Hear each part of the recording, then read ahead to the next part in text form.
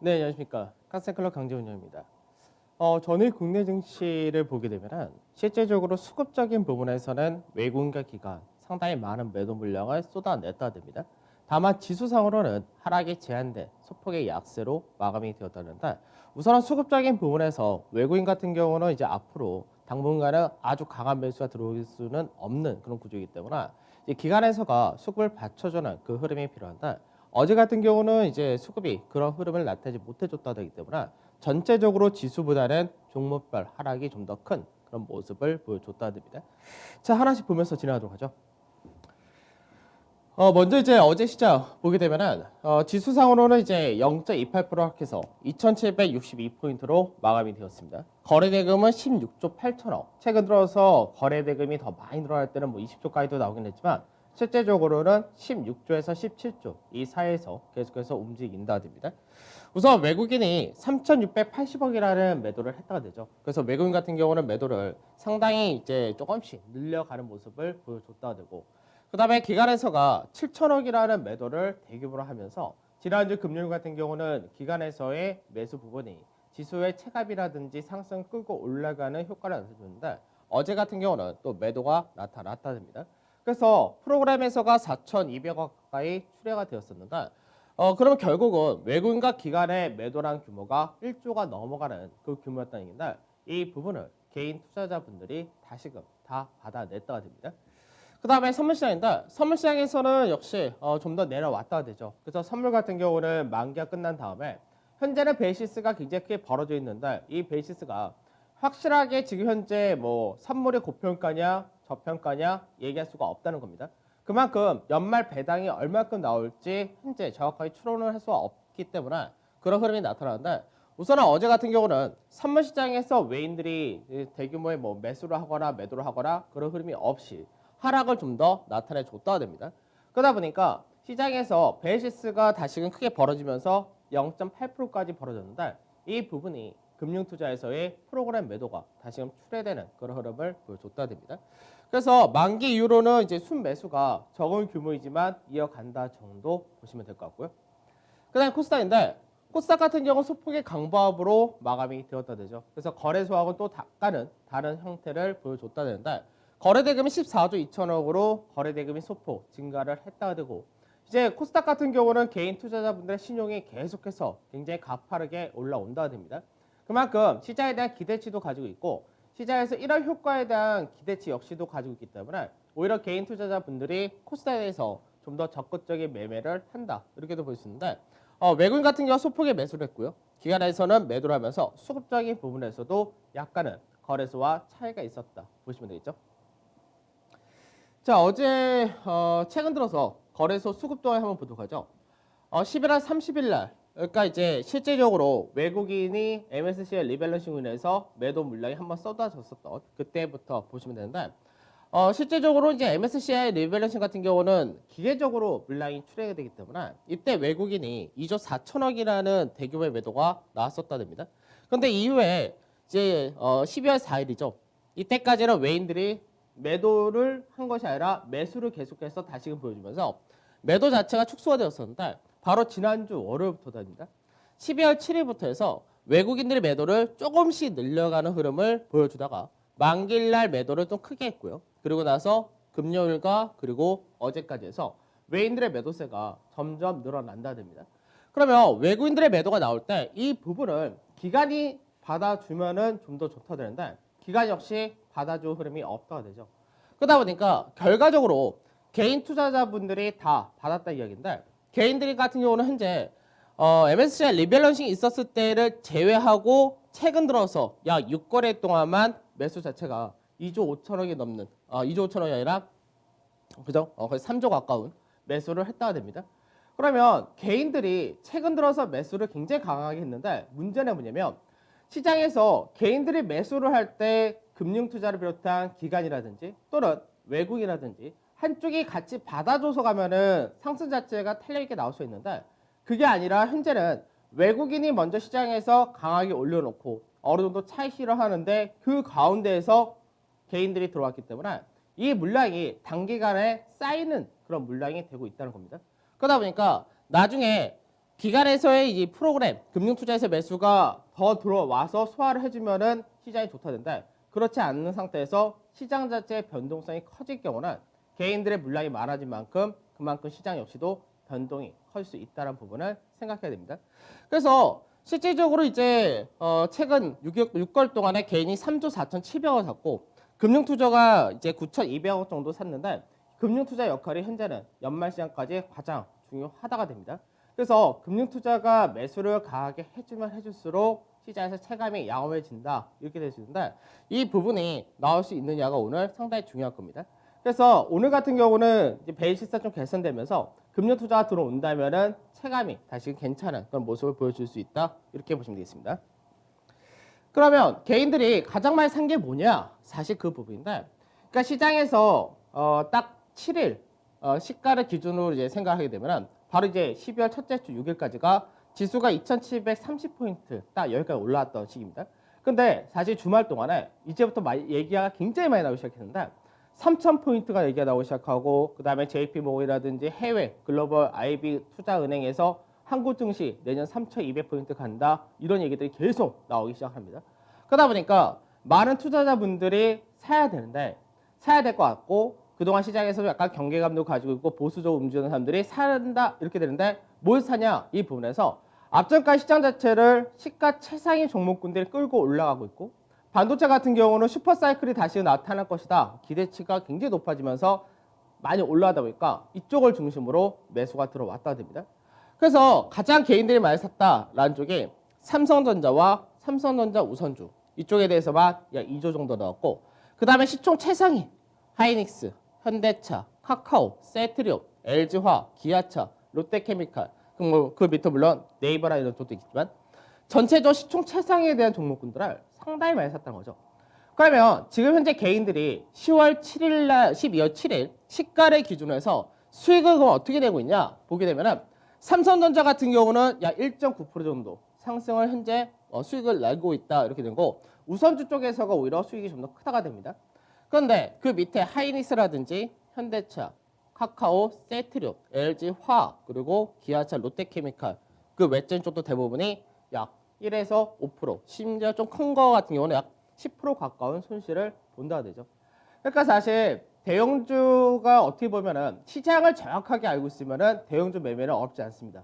근데 시장을 너무나 늦게 생각하고 시장에서 언론이라든지 뉴스라든지 이런 데서 굉장히 좋게 얘기할 때 그때 들어가면은 우선 나중에는 수익을 볼 수 있을지 몰라도 우선 1차적으로는 높은 구간에서 샀다가 되면은 오히려 손실로 상당 시간을 겪어야 되는 그런 케이스가 있기 때문에 지금 시장에서 개인들이 단순하게 어떻게 들어왔냐? 시총 최상위 사면 된다. 이 형태로 들어왔기 때문에 이게 나중에 조정을 거치고 나중에 상승하는 그 기간이 길어질 때는 오히려 이쪽에서 물량이 나중에 다 털리게 될 겁니다. 그래서 시장에서 실질적으로 지금 냉정하게 시장을 바라볼 때지 가파르게 이렇게 달려드시기는 아닌데 개인 투자자분들이 지금 현재는 굉장히 가파르게 매수한다는 부분이 주의를 해야 된다. 이렇게 보셔야 되겠죠. 자, 해외 증시 보도록 하죠. 어제 중국 증시 같은 경우는 이제 지난주에 하락을 약 3% 가까이 했었기 때문에 반등이 강하게 나타났다 됩니다. 그래서 중국 정부에서 이 내용은 제가 수정을 못해가지고 중국 정부에서 이제 금융시장에 대해서 뭐 개혁을 하고 앞으로 좀 더 개발하겠다 이런 식으로 얘기가 나왔었는데 그런 부분이 중국 증시에서 약 0.66% 상승을 나타냈다 이렇게 보시면 되고요. 그 다음에 미증시인데 미증시는 장 초반에는 이제 본격적으로 백신을 공급한다라는 부분이 초반에는 강하게 출발했다가 됩니다. 근데 출발하고 나서 전체적으로 이제 또 혼조세를 결국 마감을 했고 상승폭을 축소하고 오히려 하락을 확대했다 이렇게도 볼 수 있는데 우선은 추가 부양책에 대해서 논란이 또 나타났다 됩니다.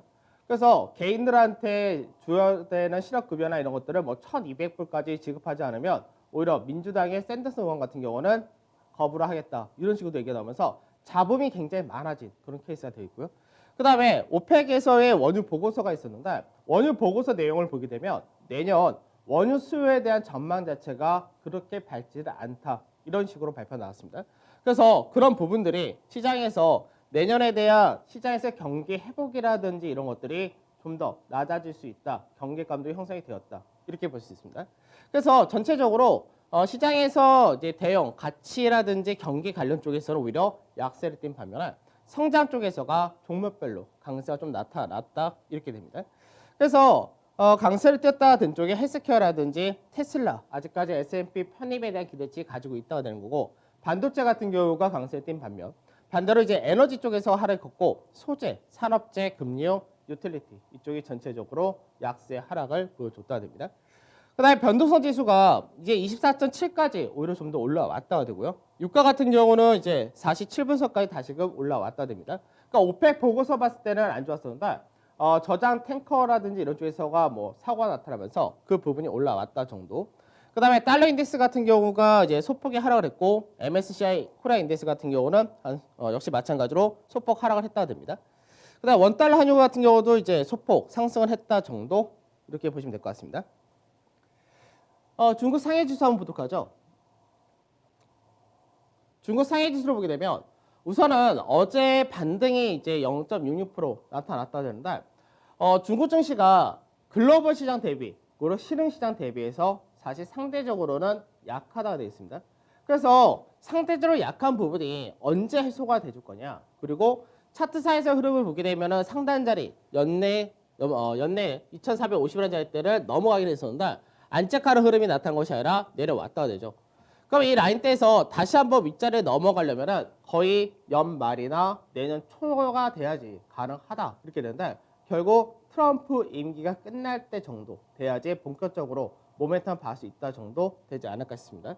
그래서 우선은 중국 증시 자체가 추가적인 하락이 떨어지기에는 워낙에 지지라인이 강하다 이렇게 잡혀있기 때문에 중국 증시 자체는 어느 정도 현재 구간에서 위쪽으로 방향을 잡아주느냐 이 정도의 차이가 있을 것 같습니다. 자, 그 다음에 미 변동성 지수 한번 보도록 하죠. 변동성 지수가 이제 좀 올라왔죠. 그래서 앞전에는 25라는 이 선 자체를 이탈하는데 상당히 오랜 시간이 걸렸었습니다. 그래서 마찬가지로 25라는 선을 넘어가는데도 상당히 시장에서 변동이 좀 여러 가지 이슈라든지 이런 것들이 좀 많이 필요하다 이렇게 봐야 되는데 우선은 시장 자체에서 변동성 지수 25선 전후까지 왔다는 이야기는 시장에서 그만큼 변동성이 커진다라는 부분이 나타난다는 겁니다. 그래서 실제로 지난주부터 후반부터 봐가지고 계속해서 미증시 자체가 변동이 커지는 그런 흐름이 보여지고 있는데 그만큼 이번 주에 이벤트라든지 이런 것들이 상당히 많다는 부분 그리고 백신이라든지 이런 데에 따른 기대치, 모멘텀을 다 받아놓은 상태에서 현실 자체가 뉴욕시 같은 경우가 봉쇄를 더 확대한다는 등 여러 가지 상황 자체가 실질적으로 좀 안 좋다 이런 부분도 반영이 되어 있다 이렇게 보셔야 됩니다. 그래서 변동성 지수가 좀 커진다는 얘기는 시장 자체에서의 변동성이 커질 수 있기 때문에 이 부분은 역시 주의를 해야 된다 이렇게 보셔야 되겠죠. 자, S&P 지수 보도록 하죠. S&P 지수를 보게 되면 우선은 S&P 지수 같은 경우는 상승세가 이어지는 최근 들어서 11월 달부터의 상승 자체가 채널 패턴을 움직였는데 하단 자리에서의 지지라는 부분은 동일하게 나타납니다.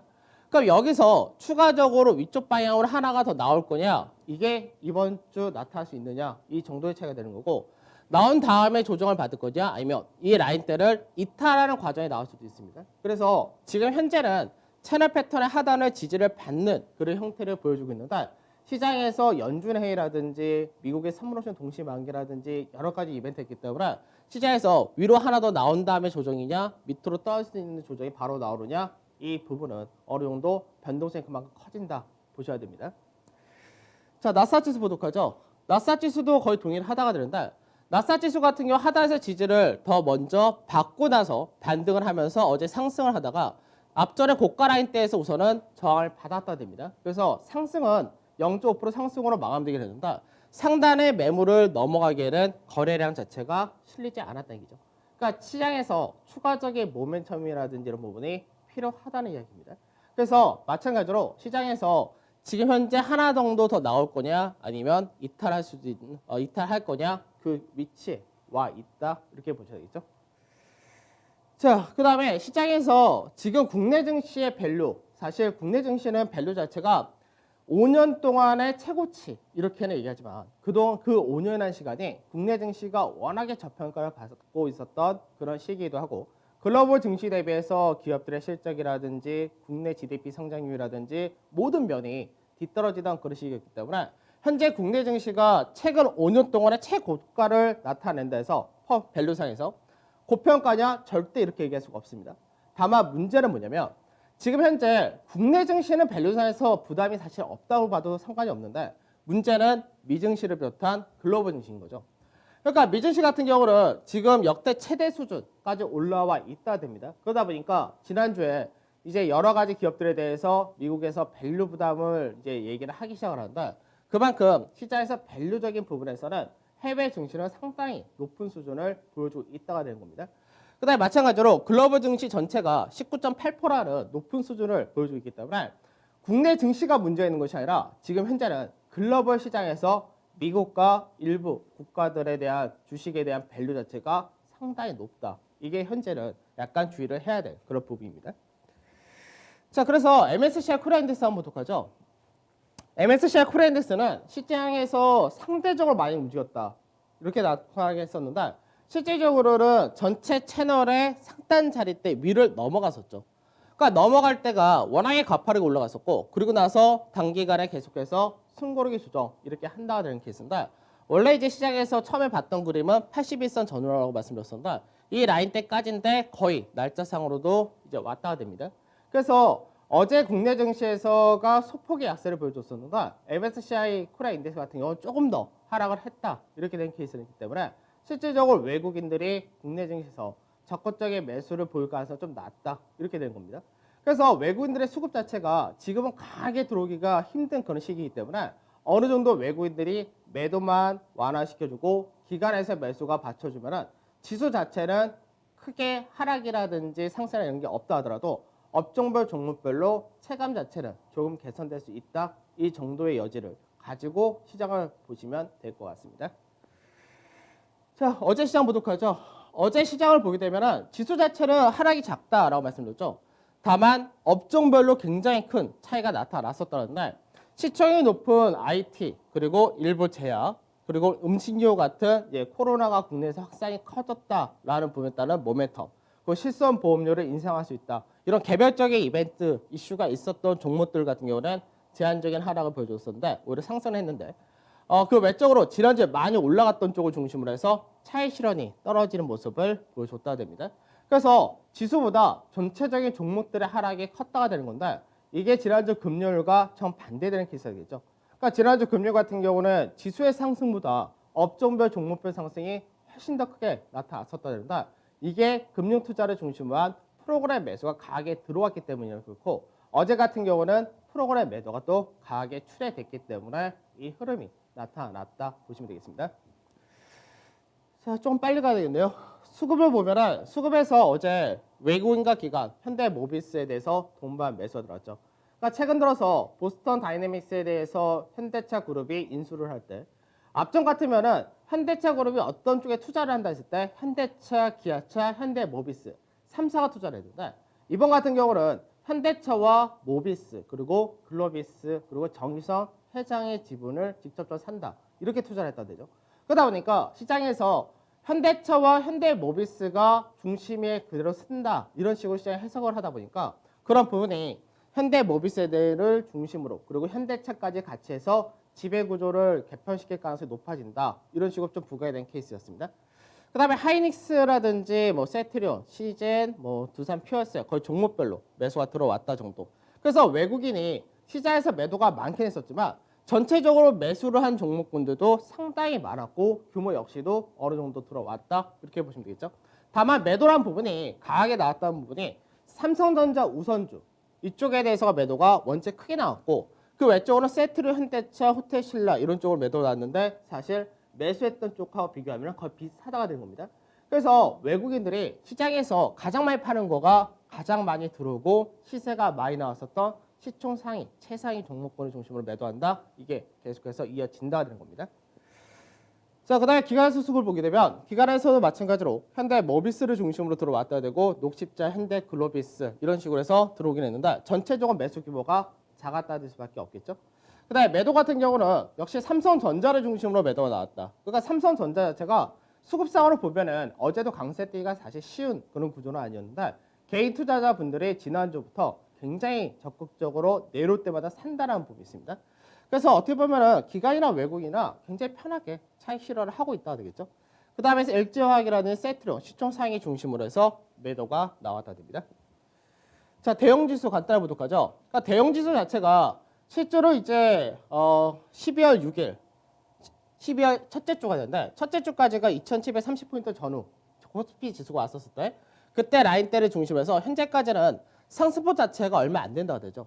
근데 전체적인 그림이 똑같죠. 채널 패턴의 상단 자리 이 라인대가 똑같이 계속해서 저항으로 인식이 된다 됩니다. 앞전에 말씀드렸듯이 기간이 남아있다. 근데 이 기간이 남아있는 시간 동안에 상단 자리가 시간이 가면 갈수록 높아지는 그런 케이스이기 때문에 현재는 이 라인대를 돌파하는 것이 아니라 계속해서 저항으로 인식이 되고 있는데 지수 자체는 연중 신고가, 역사적 신고가 계속 뉴스라든지 방송에서 떠든다고 되는데 실질적으로는 상승폭이라는 부분은 굉장히 작다 되겠죠.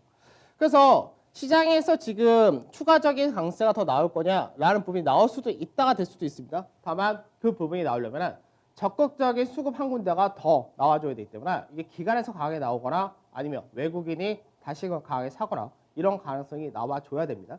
그래서 우선은 변곡일수가 12월 18일이라고 말씀드렸기 때문에 이제 이 구간대까지 해서 어느 정도 현금을 계속해서 만들자라고 말씀드린 거고 나중에 조정이 세게 들어올 경우 어느 정도의 조정을 보는 거냐면 앞전에 국내 연중 고가가 아니라 역사적 신고가, 역사적 고가죠. 2018년도 고가 라인 때 그 라인대 정도 그러면서 그 자리대가 채널의 하단자에서 지지를 받는 자리이기 때문에 2570에서 2610포인트 이 정도가 우선 1차적으로 한 번은 떠 있는 가격대다 이렇게 보는 겁니다. 그래서 이 자리대 근처까지는 한번 열어두자 이런 관점이기 때문에 이 조정을 어느 정도는 대비를 하자 이런 관점입니다. 자, 투자 전략은 동일하게 보시면 될 것 같고요. 추천주 현황 바로 가도록 하죠. 현대건설이 조금 수익이 내려왔죠. 17.8% 정도 내려왔다 되고 LG 디스플레이는 이제 10%대 올라왔는데 LG 디스플레이가 상대적으로 시세가 좀 못 나왔던 그런 종목이기도 하고 수급이 많이 좋아진 케이스입니다. 그 다음에 현대차라든지 현대위아는 여전히 5%대 내외에서 왔다 갔다 한다. 큰 차이는 없는 것 같습니다. 그래서 수익 마지노선 동일하게 가시면 되고 목표가도 이제 어느 정도 동일하게 가시면 될 것 같습니다. 다만 이제 LG 디스플레이 같은 경우 1차 목표가에 다 들어왔는데 2차 목표가를 지난주 금요일날 설명해드렸기 때문에 그 가격대 그대로 보시면 되겠습니다. 자, 오늘이 화요일. 제가 봤을 때는 수요일, 목요일 이때까지는 어느 정도 현금 확보를 하고 이번 주 마무리하는 게 좋지 않을까 이렇게 장만되는데 똑같습니다. 시장에서 선제적으로 움직이자 어느 정도 많이 수익을 챙겼으면 어느 정도 리스크 관리도 먼저 들어가자 이런 관점입니다. 그럼 저는 내일 차례 뵙도록 하겠습니다. 감사합니다.